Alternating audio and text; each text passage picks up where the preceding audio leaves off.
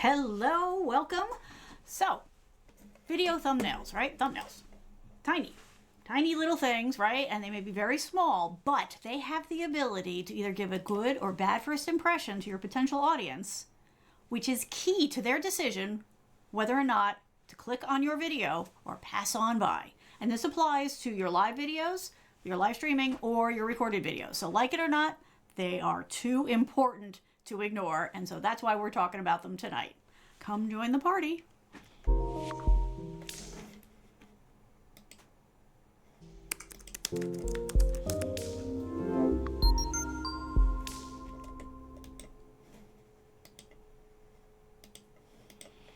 Hello and welcome. For those of you who are new, my name is Kathleen. I'm here as your tech coach. Tonight we are going to talk about video thumbnails. Video thumbnails are very small, right? A lot of people forget about them. It's something that doesn't even bubble up as they're doing all their planning about their content. But they have the complete control over whether or not somebody, whether it's your existing audience or your potential audience, the thumbnail is what makes somebody decide whether or not they're going to click or they're going to pass on by and go look for other content. So that's major power for something that's very, very tiny, which was why they are just too important to ignore. We're going to talk tonight about three parts here. We're going to talk about what the thumbnails are, video thumbnails are, and why you need to care, what makes a good and a great thumbnail, and finally, how you can create thumbnails for your videos. So we're going to just dive on in because I think we're all good to go. Yes. Okay. So think about it this way, right? I know you've got a lot of questions. I know a lot of people don't even think about this, and it's a shame because there's such an impact for this type of element, right? There's a lot of things around your content, whether it's, it's your planning, right? You could spend hours, days, months even, right? Planning and creating your video or your live streams. And maybe you're thinking about, okay, well, I'll do that. And then maybe I'll do a little social to promote it. And then you kind of sit back and wait. And then you're like, well, why isn't anybody clicking? The odds are really good. It's your thumbnails. If your thumbnails are not ticking all of the boxes, or if you're not even bothering to put a thumbnail on and you're just letting it let the chips fall where they may, you are doing a great disservice to all that work you put into your content. Why would you waste all that effort, right? You spend all this time trying to get your studio right and your content right and get the things that your audience needs together, presenting all this content, and then if you forget this piece and they're going to pass you on by, all of that was for naught, right? You just wasted all that time and effort, and we don't want you to do that. We want you to make sure that you're going to get all of the value out of the content you're producing so that your audience gets all the value that they need from it. So let's start off by talking about what a video thumbnail is. Okay, we're not talking about this, right?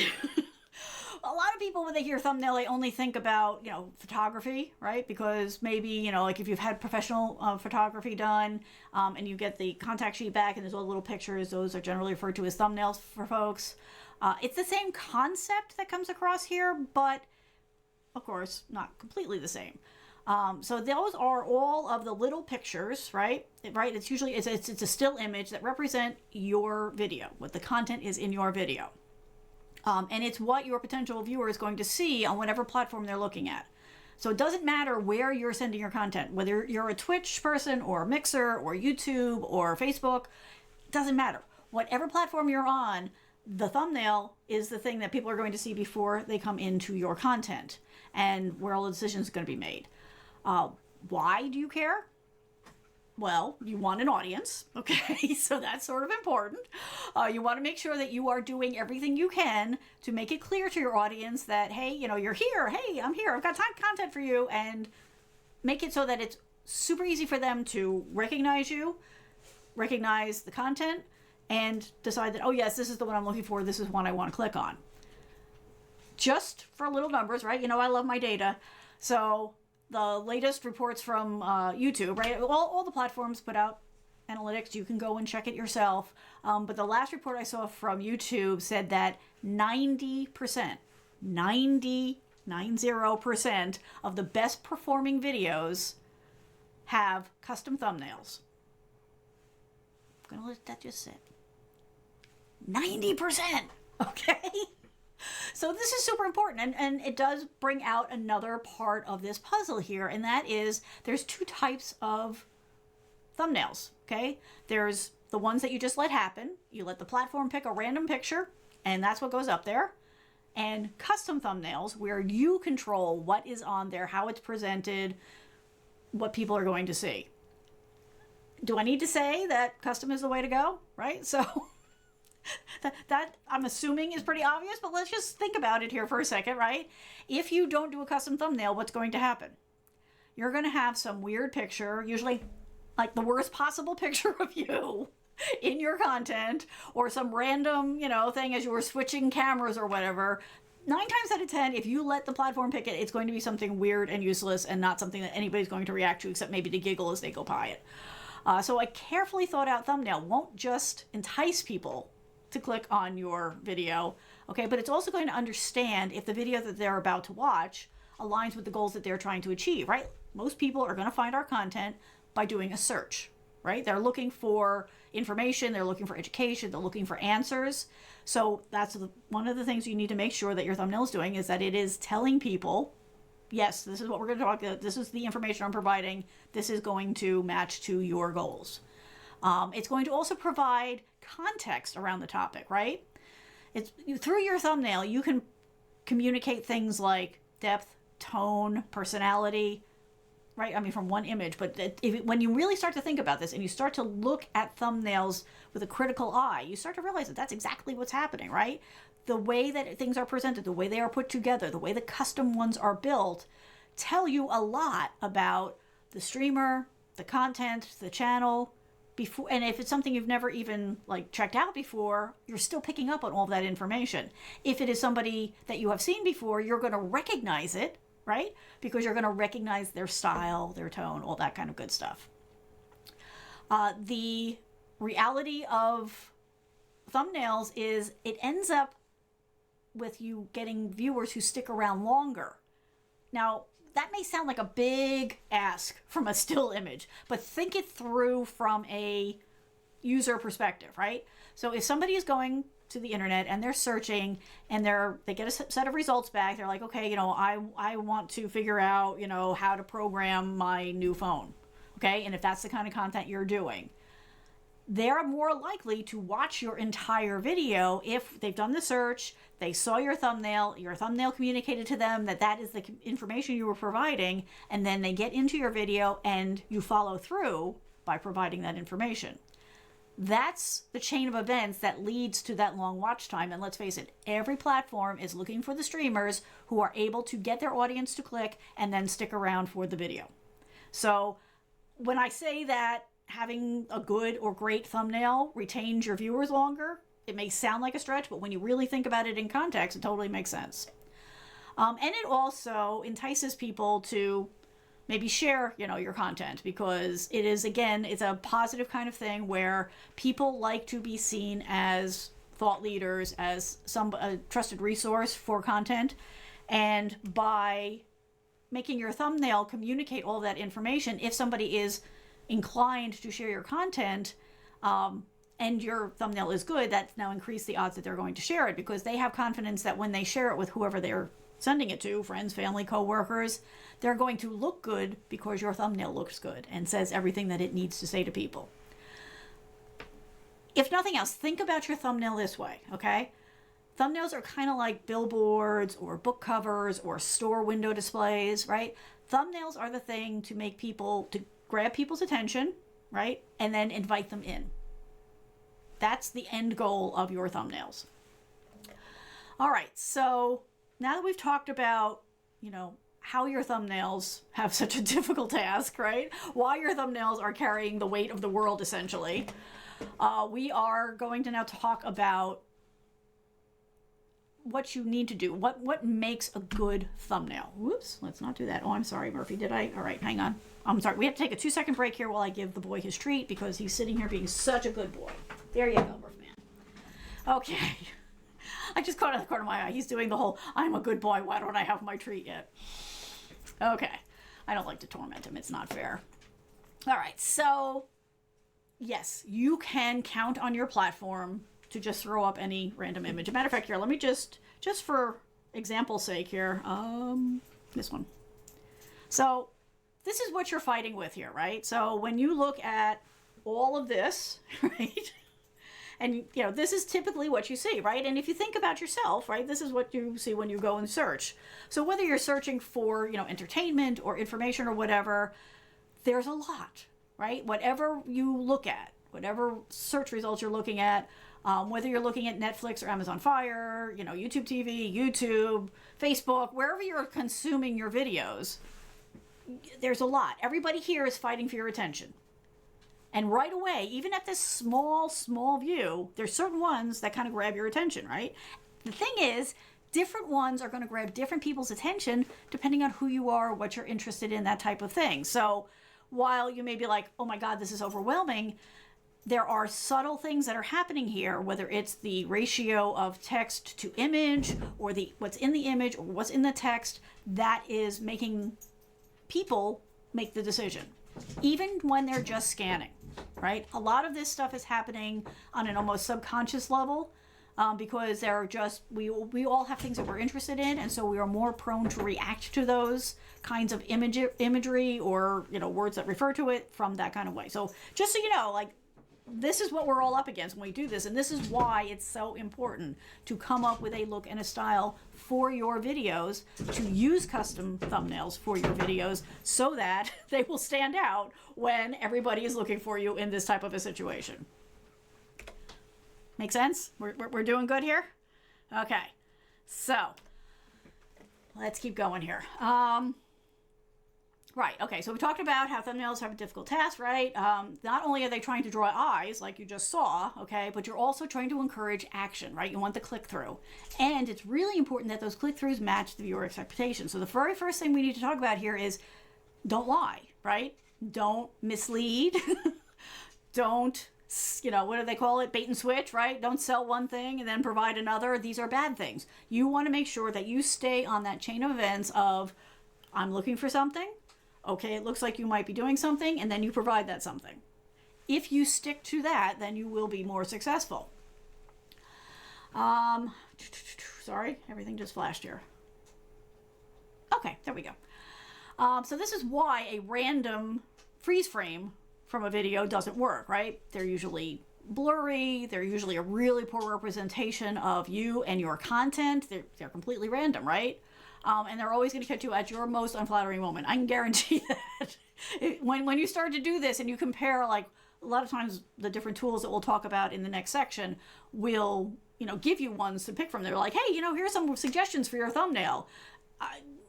They're horrifying. It's always the worst possible angle and moment, and that has nothing to do with what it is you're trying to communicate. It's just the way it goes. So you want to make sure that you're using custom thumbnails all of the time for all of your stuff, and it's going to pay off for you.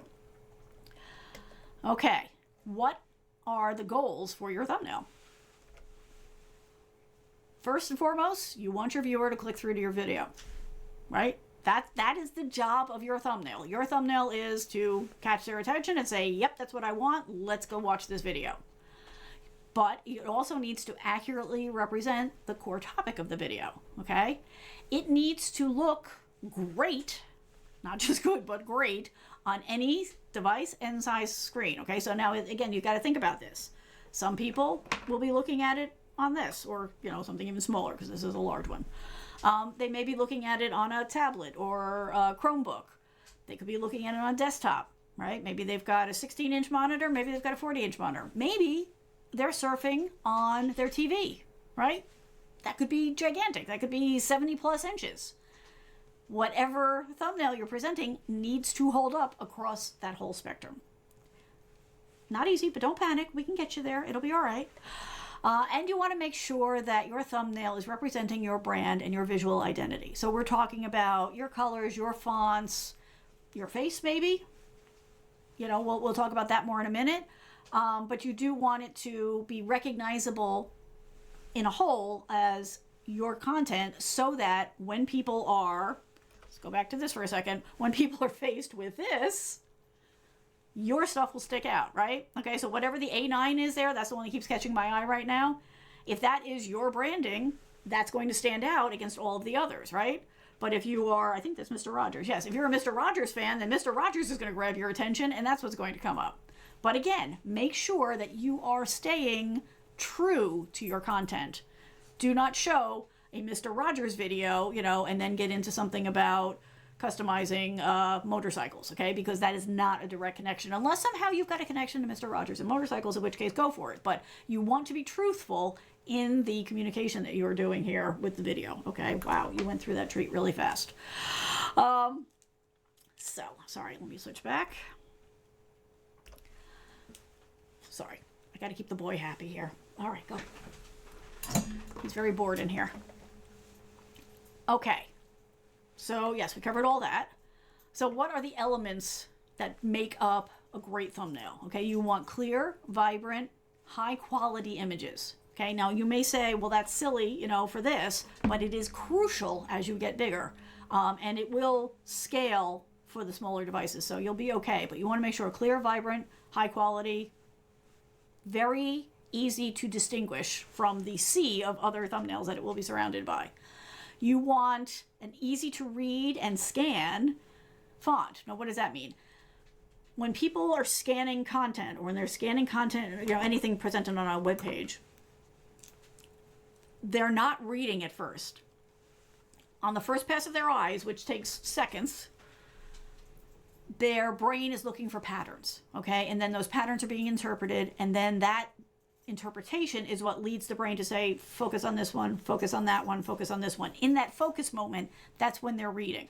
And it's fractions of a second between those two, but they are crucial. So make sure that you don't use thin, spidery fonts. Don't use any fonts that make it hard to read. Basically, take whatever font you're going to use and stand across the room from it and test it that way. If it's hard to discern the letters, if it's easy to misinterpret, then that's probably not a good font to use for your thumbnails.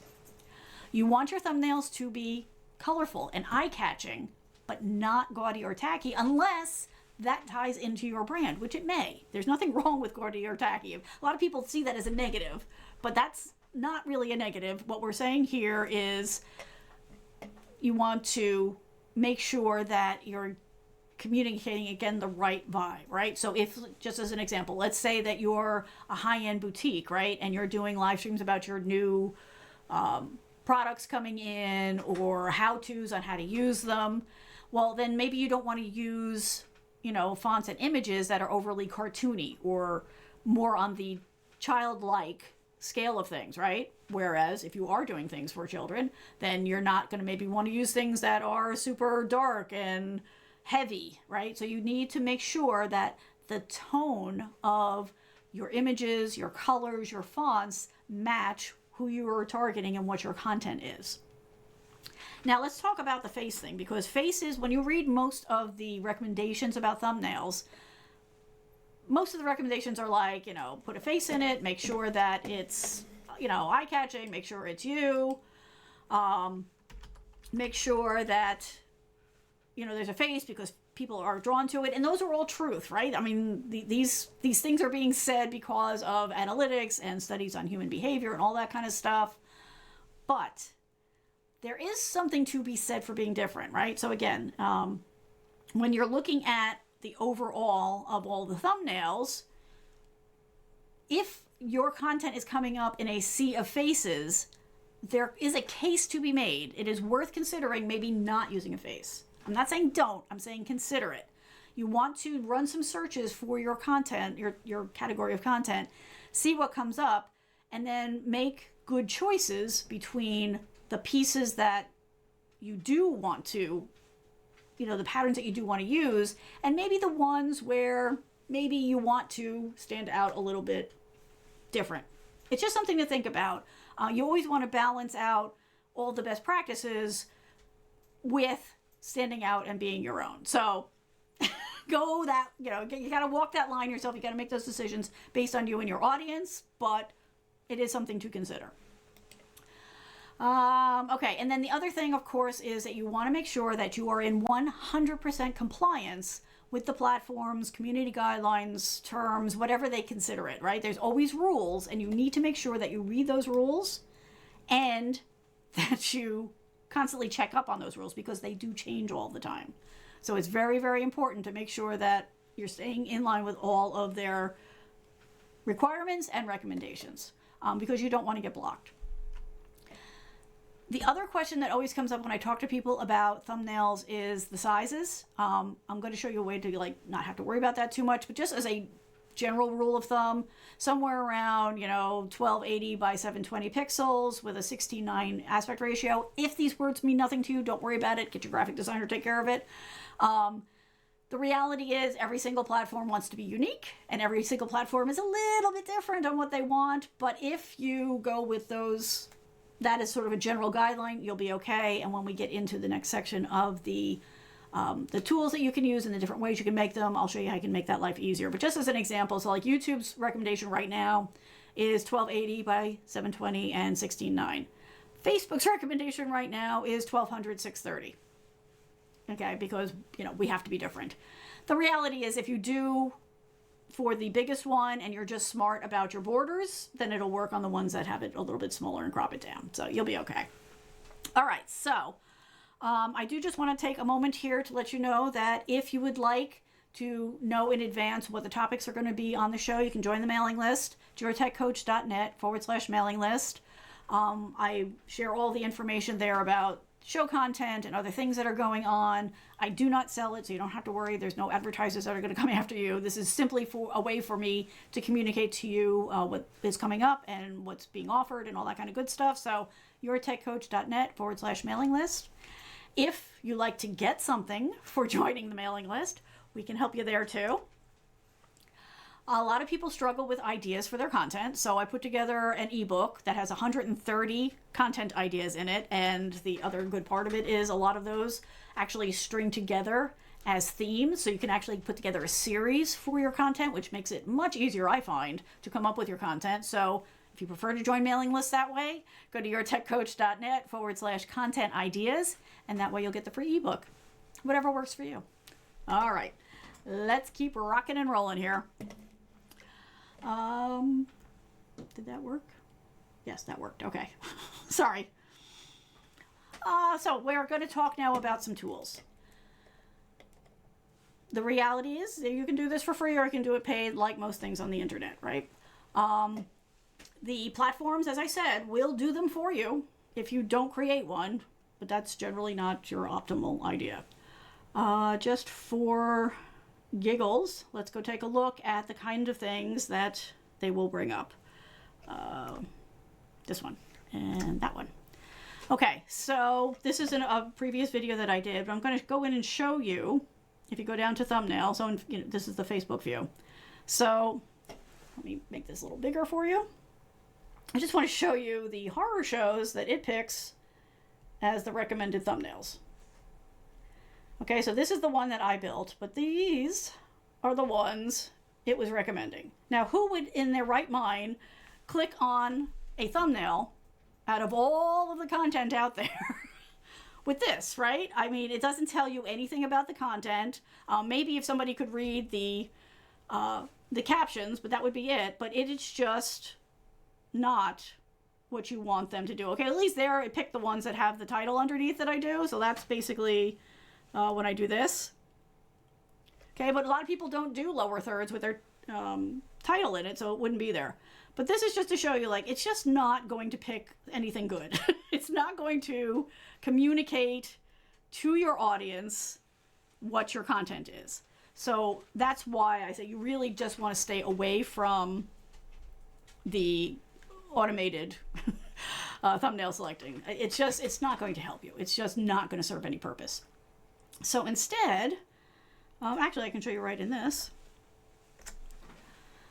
What you can do is, if you slide down a little bit, you can add a custom image. Now I'm not going to go through this, but all you do is you go down in the edit, and when you hit thumbnail, you skip past the auto-generated, and then you upload your image. Now, okay, one of the frustration points for me with Facebook is I actually load the title card for my shows when I schedule the show.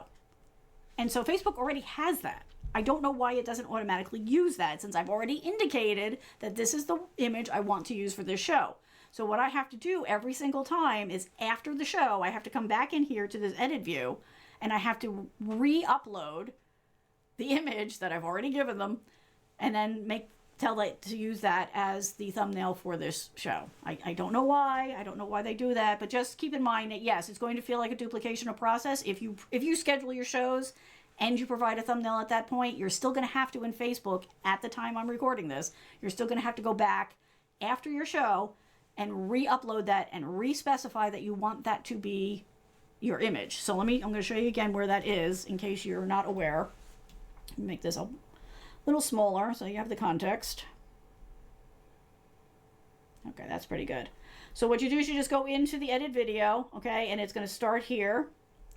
Okay, and you can do all this stuff. You can change or update your title and your description, put your tags on it, okay?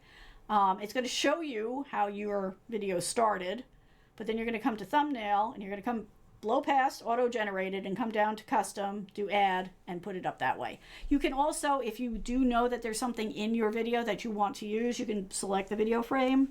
I just upload my video because it's easier. Okay, so let's switch over and I'll just show you in YouTube how you do it. So again, you go in, this is an old show that I did actually for, no, this was, okay, yeah, this was for this channel. Sorry, I work on a couple different channels. I'm like, which channel was this? So again, you can go into YouTube Studio after you finished your show. You can update your title, your description, and then you can come down here, okay? And again, you see, here, I'll blow this up again. It's made a couple of not so lovely suggestions for thumbnails to use. Okay, these lovely images here, which I do not want to use. But then you can also choose to upload a thumbnail. Again, I'm going to just pull this back out. Well, I guess this is all right. I just like to leave you with some context around here. Now, originally I was going to turn off my plugins, but I actually decided to leave them because this is now 2 additional ways. So far I've showed you in Facebook and YouTube, and it doesn't matter what platform you're on, you know, YouTube Mixer, Twitch, whatever, it's all the same. They all offer ways for you to create thumbnails inside of their tools. There are also plugins. So for example, I use TubeBuddy and I use vidIQ. Those plugins, as a part of the other services that they provide you, also help you create thumbnails. So you can go in, I'll just open up the TubeBuddy one, and you can create them from scratch. You don't even have to have, is this going to open? There we go. So it'll walk you through the process. It'll let you set, you know, a background color, you can use an image or not, and it'll step you through. And the vidIQ is very much the same. So you don't even have to have access to a graphics tool or whatever to create ones that mix images with text and all that kind of stuff. You can definitely go with one of these plugin tools and do that kind of thing that way also. If you want a little bit more power than that, so doing it inside the platforms are free. I don't remember, so I'm paying for TubeBuddy and for vidIQ. I don't remember if the free gives you the thumbnail creation. You can go and check that on their sites. If you want to go a different route, I recommend something like Canva. Now Canva, again, you can do free or you can do paid, and you can do this on any level. But basically all you need to do is come in and say create, and they give you all of these predefined options. So you can come in and you can pick whichever one matches the best for you and select. I usually go with YouTube thumbnail because it seems to work well across everything. It opens up and then they've got predefined layouts that you can go in and customize. You can start from scratch. You can bring in photos and different elements. It gives you a lot of functionality, and then you can go in and create it, and then you can just download it. After you've done this a few times, you can actually go into your existing designs and just pick one and say, you know, copy, and use that as a starting point, and it'll carry across, you know, like your logos and your fonts and all that, so you don't have to do it from scratch every single time, which is a nice time saver. So that's a couple of different ways that you can go about creating your own images, your own thumbnails. If you're doing it in the platform, you have different levels of capability, but they're free. Then you can use a third party like like TubeBuddy or vidIQ, okay? And again, both of those have free and paid versions. I'm sorry, I don't remember off the top of my head whether or not the thumbnail creation is a part of the free or the paid. I'm guessing if I remember right, when I started playing with those, I think that is part of the free. But, you know, these things change over time too, so you'll need to go verify. And then the next level up is to use a graphics tool. Maybe you're an Adobe fan and you've got something like that, or you're using the Affinity products. You can do those in there. Or you can go and use an online tool like Canva that has predefined templates that you can customize, or you can pick a template size and customize the whole thing and build it all yourself. So whatever level, you know, that you want to play with. Frankly, for me, sometimes it's art therapy and I like doing them. But the important thing is to make sure that you go in and you create your custom thumbnails.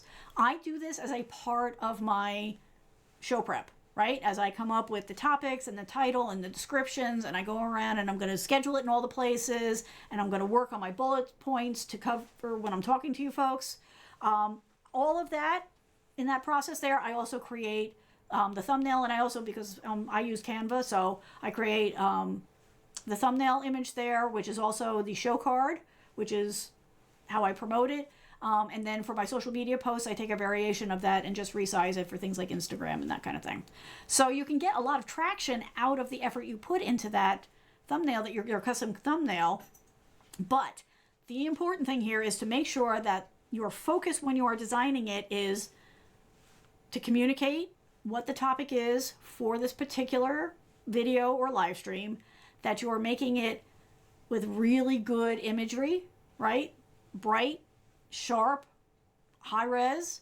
You want to use clear fonts, and you want to make sure that you are carrying across your brand standard so that it is recognizable as a part of the whole of the content you are putting out there. Okay?